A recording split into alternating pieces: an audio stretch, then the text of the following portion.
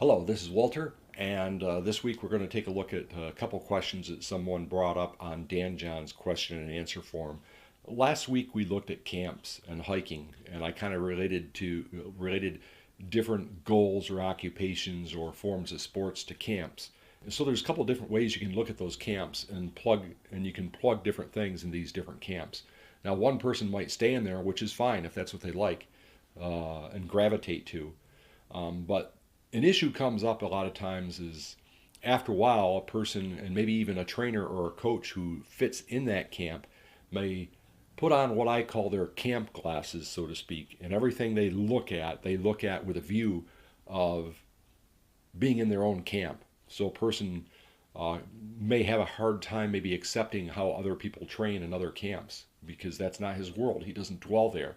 So he might think some of the things they do is foolish. And maybe a person in this camp is trying to gain brute strength and they're training with kettlebells, and this guy is a power lifter and he's thinking, well, that's stupid. Don't do that. You're not going to get as strong as you can be.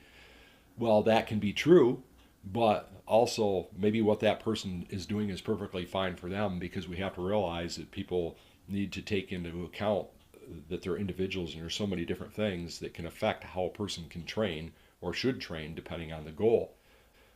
Definitely you want to use what works. So if you're a power lifter and you compete in powerlifting, you got to squat, you got to bench press, you got to deadlift. There's no doubt about that. Being open to other ideas sometimes can help you learn other things that might give you a boost in an area that you didn't expect. So with that in mind, that was one of the things we talked about, staying in one camp and dwelling there. The other thing was having something that you really gravitate to, maybe body weight training, maybe kettlebells, maybe sandbags, and that's what you really love and you do a lot, or maybe it's a sport like tennis or wrestling, whatever. But you occasionally branch out and try other camps and test out some of the other ideas and stuff, and that's pretty cool too. And then there's others that like to travel from camp to camp, and maybe they spend a little time in each one, and they pick up a lot of different skills and qualities. Are they going to be able to compete with someone who dwells in that camp? Well, no. They might be able to put in a pretty good showing, and surprise you, but they're probably not going to win any competitions in that camp. And that's okay too. It doesn't matter. Some people get all worked up and fired up about this stuff. Bottom line, it doesn't matter. If someone really enjoys that, that's fine. And if you can help them maybe a little bit better way or something, that's cool too. So sometimes people get so fired up they'll call someone an idiot, and use some other terminology that I'm not going to use. But the thing is, who are they to really say? And we have to appreciate that sometimes a sport picks a person. And some people like to get all caught up in it. You can do anything you want to do. Well, I'm sorry, you can't. There's just some things that you can't do. If a person is 6'6" and their natural walking around body weight is 265 pounds without even trying, and for them to get down to 200 pounds where they'd look like an emaciated person, and apologize, my AC unit just kicked on if you hear a little bit of rumble in the background. But there's no way that person is going to be able to train to become a world-class marathon runner. You know, it'd probably be detrimental to him health-wise to try to do that. He's not going to become a jockey. He's probably not going to be the world's best tennis player because he's just too big. If he's got huge bone structure and naturally carries around a lot of muscle, and then as he trains, his muscle gets denser and he just grows like a weed, it makes no sense for him to pursue this dream of doing something that doesn't fit his build, his body, or his personality. So that's something we need to take into consideration. Getting back to that article on camps and hiking, and exploring the different camps and learning different things, on Dan John's question and answer forum, one of the people that frequents that site, his name is Mike Prevost, and I hope I pronounce your name properly, Mike. If not, let me know. He has a website, mikeprevost.com, and it's a great website, and he has some excellent information he shares with people.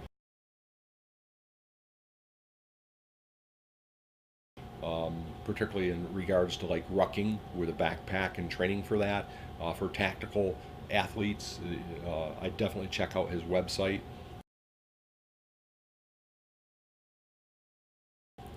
Now, he brought up an interesting question, a couple questions that we can ask ourselves.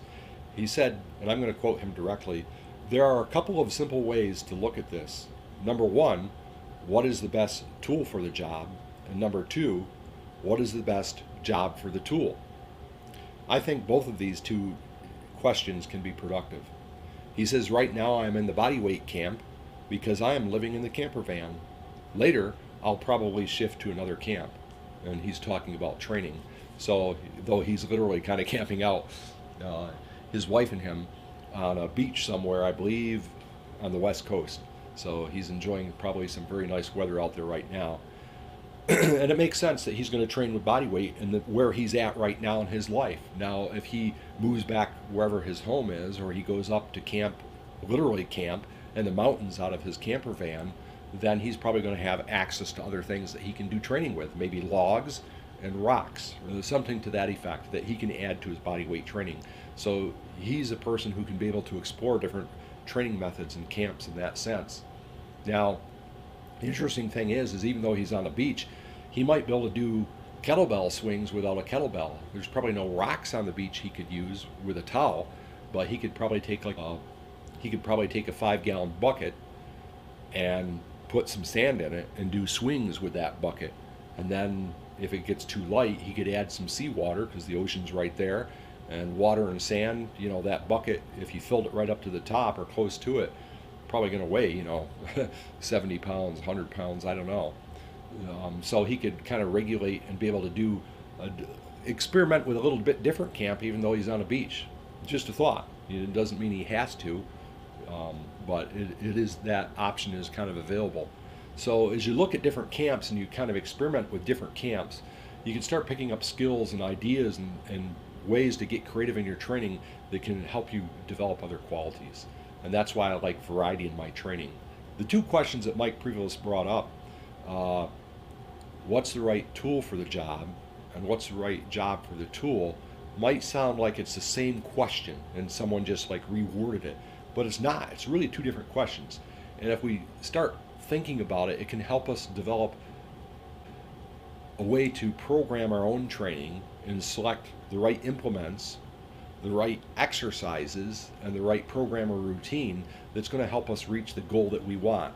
And whether that goal is in a sport or that goal is in a particular occupation that we're training for, or a recreational activity that we're training for, like maybe skiing, or kayaking or whatever. So those two questions can really help us a lot. It can help us analyze other programs that we see on the internet, or maybe some book we buy or DVD or video we watch about how to train this or that. And then with those two questions, we can kind of analyze it and determine, is it going to help me as an individual, or it will help other people that I know. So a good way to look at it is, let's take the second question. What's the right job for the tool? Okay, so we have a shovel. What's the right job for a shovel? Well, shoveling dirt, or shoveling like pea gravel or something. Now, say you have a snow shovel. What's the right job for that tool? Shoveling snow. Makes sense, no biggie. Now, the other thought is, what's the right tool for the job? Now we're looking at a goal or something that we're trying to accomplish more than we're looking at the tool. So in this case, let's say I want to dig a hole, 18 inches to 2 foot in diameter and, a couple feet deep, and I'm going to plant a small tree there. What's the right tool for that job? Would it be the snow shovel? No, it'd be the regular shovel, probably a spade type rounded shovel that will dig down in the dirt easily. That would be the right tool for the job. Now, let's say I want to dig a much larger hole for a swimming pool. What's the right tool for the job? The shovel? No. The right tool for that job would be a backhoe. So we can kind of do the same thing with those two questions. Is you can take the word tool and you can take the word job and you can replace them with words like exercise or exercises or routine or program or goal or occupation or sport or form of recreation. And so as you start breaking things down, you can begin to look at it that way. What's the right tool for the job? Okay, what's the right tool? Let's say, what's the right implement for the Olympic lifts? Kettlebells? Nah, not going to work that well. A barbell. Okay, so now we've kind of narrowed it down. An Olympic barbell is the best tool for an Olympic weightlifter. There are several different types of barbells, aren't there? Thick bar barbells, uh, real stiff barbells, and then a more kind of flexible whippy barbell, like a Ivanko or a York. Um, so, which would be the right tool for an Olympic weightlifter? Well, not the thick barbell and not the real stiff barbell. He's going to want the barbell that's got more whip to it. Now, if it was a power lifter, what's the right tool for the job? So you can kind of look at things that way. And if you have implements, they can help you determine what are the best exercises or ways to train with that implement. What's the best job for the tool? If all I have are sandbags and rocks, what's the best exercises I could do with those two implements? And that can help me design a program around them that's going to be most effective. And the other way I could look at it is if there's a particular sport like tennis, what's the best job, or let's say put tennis in there, what's the best for tennis and the tool to use for that? You know, what tool fits that best? You know, would it be a barbell and developing brute strength? Probably not. Probably more like body weight and kettlebell training. You know, maybe some training with jump stretch bands like lateral band walks or monster walks, walking forward with bands to strengthen the hips and the ability to shuffle laterally and stuff. So, taking those two questions, you can kind of use them in different ways and begin to analyze what you're doing and how you're doing it and help you come up with a better program and maybe critique your training more in a more effective manner and determine what's going to work better for you and for those around you. And it can also be a good way to kind of look at things and determine, do I want to buy that barbell? Do I really need that sandbag? Do I want to make a slosh pipe? Is it going to really help me and my goal? Do I need that tool?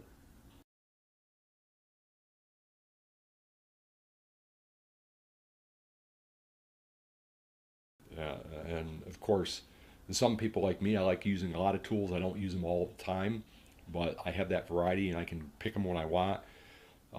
Certain tools fit certain things very well. So ask yourself those two questions when you look at things. What's the best tool for the job? And what's the best job for the tool? So I thought those two questions that Mike brought up on Dan John's question or answer forum that we can ask ourselves can help simplify things. And we have to be careful that we don't get too crazy thinking about them, because then you just, like, you know, blow a gasket, so to speak. And I liken a lot of things to tools, like what's the best job for a Phillips screwdriver? Well, to screw a screw in, right? What's the best job for a hammer? To nail a hammer in. So those are tools. We could look at what they do and what fits them best. And you'll find that with most implements, training implements, and body weight is a training implement, we could say, there's probably 5 to 10 different exercises or movements that you can do with that particular implement that are like the best. And the rest that are out there, like, they might give you some things, but maybe not a whole lot. So when you look at it, you know, you can look at barbells, kettlebells, slosh pipes, sandbags, rocks, logs, you know, body weight, gymnastic rings, and all types of different training implements. You know, the heavy bag, the speed bag, anything like that. You can look at it, and if you break it down, there's probably really, you know, there might be 10 or 12 great exercises you could do with it, but you can probably break it down to maybe 3 or 5 that are just awesome with that implement. And if you do that and you list that out and you've got a multitude of implements to train with, now you can key in on what's your best bang for buck with that particular implement and what you're trying to accomplish. And asking the two questions that Mike had brought up, you know, what's the best tool for the job? What's the best job for the tool?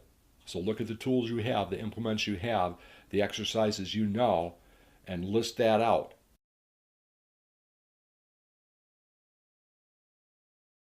What's the best job for this implement? Then you can say, okay, what's the best tool for the job? What am I trying to accomplish? What's my goal, my sport, my occupation, my favorite recreation? And out of these implements and these exercises, now that you have this list of what's the best job for those tools or exercises, we might say, and methods of training with them, take those things and I mesh them up, I'm going to begin to see a little bit more light at the end of the tunnel, so to speak, and understand what's going to work best for me in reaching my particular goal. Just because someone is a cyclist and I want to become a cyclist too, but they might be built differently. Maybe they're 5'6", and they weigh 130 pounds, and and their occupation is in an office, but I'm a construction worker and I have to move heavy stuff all day, and I want to become a pretty good cyclist too, and but I have to maintain a certain amount of size and strength to carry these blocks and throw them up to the guy above me and to get the mud ready, and I'm doing all that kind of work. So a person has to think about that. Is he going to be able to train the same as this person and effectively really enjoy that sport and maybe compete in it to a degree? So we have to be careful when we when we're trying to tell someone with our camp glasses on, this is the way to train. Well, it may be, and then again, it might not be. Anyway, my name's Walter. I'll see you next week. Thanks for watching. Please give me a thumbs up below. Please subscribe to my YouTube channel. Check out my website at abilitytoadapt.com. Check out MikePrevost.com. He's got some great stuff on there. And whenever I come across websites or products or anything that I like or enjoy or whatever, I'm going to share it. I'll share it with you. I don't have an email list, and I'm not doing a newsletter or anything because I feel people are inundated enough with stuff like that. As soon as I have a site set up where people could watch videos and get more detail on things and different ways to train and all types of other information, I'll let you know when I get that going. And probably what it will be is it'll be something that is kind of a journey, and I'll take you along on a journey, and you can try some of the stuff I do or I'm experimenting with and see how you like it yourself, or you could just leave it be. But I'm sure you'll be entertained. I'm sure you'll find some things that are might think are kooky, a goofy way to train, or you might really enjoy it and try it yourself and benefit from it. So whenever that site's up and going, I'll let you know, and it'll probably be like once I just get a few videos up there on that site that will be a paid subscription. You'll have to pay a small fee to get in the door to look at those videos, but I'm not going to charge an exorbitant price or anything for it. I'm sure you'll find it entertaining and enjoyable, and you'll probably learn some things that maybe you can implement into your own training, how to train with different tools and implements and different ways of looking at things. I'll be building equipment and show you how I build some of my own equipment, such as my crusher bar. If you jump in there early, what you'll find is you'll be able to just track everything. I'm going to put one video on there every week, and you'll be able to just follow right along as I go through the whole series. I have no idea where it's going to take me. It's a journey. I've been traveling and lifting and doing all types of stuff for years, and I'm just going to be sharing knowledge like that on there about training, and I'll delve and touch in on other things. I'll take other ideas from other endeavors or other skills, and I'm going to swing them over into training, physically and maybe even mental aspects of that, and little tricks and just things I've learned before. I like reading stuff about survival. I've kind of come up with some ideas that I haven't seen anybody else do, so things like that I'm going to be sharing on there too, like something to do with a pump drill, if you know what that is, how to make a pump drill, for drilling or starting a fire, a friction fire, things to do with paracord that might be completely new to you. So even stuff like that, I'm going to plug in there because that's what interests me. So as this journey goes along, we're always going to be touching on training and how to train with different implements, how to train in different situations with different implements, or wherever you're at, like Mike being on the beach, different ways to train, like the bucket with the sand and maybe water in it so he could do some swings. So it's going to be filled with things like that as we go along, and so we'll see what happens. Anyway, thanks for watching, and I'll talk to you next week.